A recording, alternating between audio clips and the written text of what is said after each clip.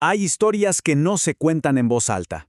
Historias de personas que actuaron en el más absoluto silencio, sin buscar medallas, sin esperar estatuas, y que, sin embargo, cambiaron el curso de todo. Hoy vamos a abrir justo esos expedientes, los que la historia oficial suele guardar bajo llave. Siempre nos acordamos de las fechas, de las batallas, de los nombres de los grandes líderes.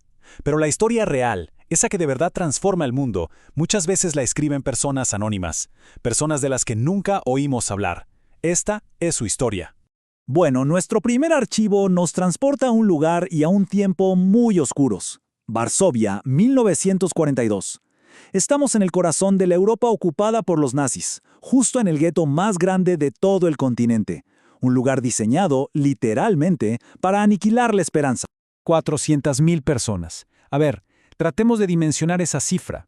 Es una ciudad entera, atrapada detrás de muros, viviendo en la miseria, el hambre, la enfermedad, todo un mundo contenido en unas pocas calles, mientras el resto del planeta, bueno, miraba para otro lado.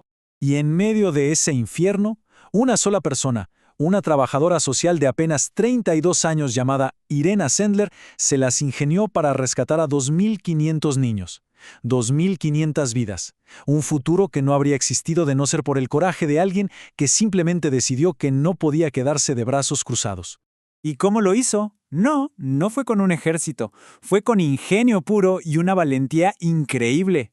Entraba al gueto con la excusa de ser enfermera, para controlar el tifus, y salía con niños escondidos en los lugares más inverosímiles. Y aquí viene lo más impresionante. Anotaba la identidad de cada niño en un papelito, los metía en frascos de vidrio y los enterraba bajo un manzano en el jardín de una amiga. Todo con la esperanza de que algún día pudieran recuperar su nombre, su historia.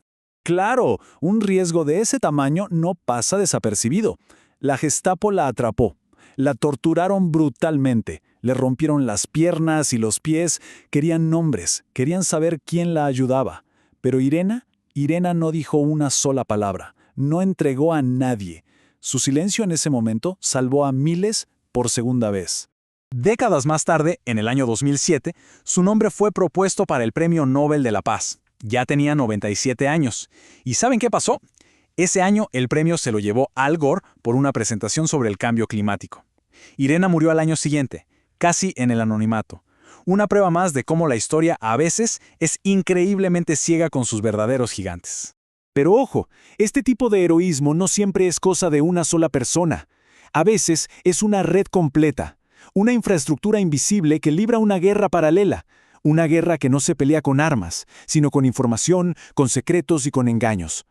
Mientras los ejércitos se enfrentaban en el campo de batalla, había redes enteras de resistencia operando en las sombras. En Francia, por ejemplo, la red Alianza tenía más de 3.000 agentes. ¿Y quiénes eran? Muchos eran amas de casa, comerciantes, gente que los nazis jamás hubieran considerado una amenaza. Y esa precisamente era su arma más poderosa: pasar totalmente desapercibidos. Y a veces esta guerra invisible alcanzaba niveles que, parecen sacados de una película de espías. La Operación Mincemeat es el ejemplo perfecto. La inteligencia británica literalmente se inventó a un hombre. Le dieron un nombre, una historia, documentos falsos sobre una invasión a Grecia y dejaron su cuerpo en la costa de España para que lo encontraran los alemanes. Hitler se tragó el anzuelo, movió sus tropas y los aliados pudieron invadir Sicilia, que estaba mucho menos protegida. O sea, un hombre que nunca existió salvó miles de vidas muy reales. Y esto nos deja con una idea muy potente. Solemos pensar que los secretos de Estado son algo oscuro, peligroso. Pero aquí vemos la otra cara. Un secreto bien usado puede ser un escudo. Puede ser una herramienta para preservar la vida. Pero no hay que irse hasta la Segunda Guerra Mundial para encontrar estas historias. A veces, estos héroes de las sombras están mucho más cerca, en nuestra propia geografía, y en tiempos mucho más recientes. La década de los 70s, en gran parte de América Latina, fue una época de dictaduras militares. Y gracias a documentos que se han ido desclasificando, ahora empezamos a entender no solo la magnitud de la represión, sino también las historias de quienes se resistieron, en silencio. Aquí el heroísmo tomó otra forma. No eran espías, era gente común. Eran los médicos que se jugaban la vida al firmar un certificado de defunción falso para salvar a alguien. Eran los vecinos que construían una pared falsa en su casa para esconder a una familia. Los sacerdotes que enterraban listas con nombres de desaparecidos bajo el suelo de sus iglesias para que la memoria no se perdiera. Nadie les sacó una foto, nadie les dio un premio. Muchos siguen vivos y jamás han contado lo que hicieron. Entonces, si juntamos todas estas piezas, ¿qué es lo que une la historia de Irena Sendler con la de las redes invisibles o la de estos vecinos en los años 70? La respuesta está en algo muy simple y a la vez muy poderoso.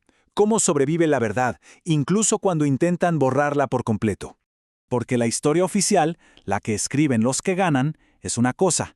Pero la verdad es terca, es persistente, sobrevive en los lugares más inesperados. A veces, sobrevive en un frasco de vidrio que espera, paciente, bajo la tierra. Otras veces, sobrevive en un archivo clasificado, en una carpeta que junta polvo en un sótano durante décadas, esperando a que alguien algún día haga la pregunta correcta y exija que se abra. Y sobre todo, la verdad sobrevive en la memoria, en las historias que todavía no se han contado, en el recuerdo de quienes vivieron todo aquello y que, por miedo o por dolor, aún no han encontrado la fuerza para hablar. Y aquí llegamos al punto central. Un héroe de las sombras no es alguien que busca la gloria, no actúa esperando una recompensa. Son personas que eligieron ser una luz en el momento más oscuro. No porque fuera fácil, sino porque entendieron que era lo correcto. Y que si no lo hacían, quizás nadie más lo haría. Y todo esto nos deja con una última pregunta, ¿no?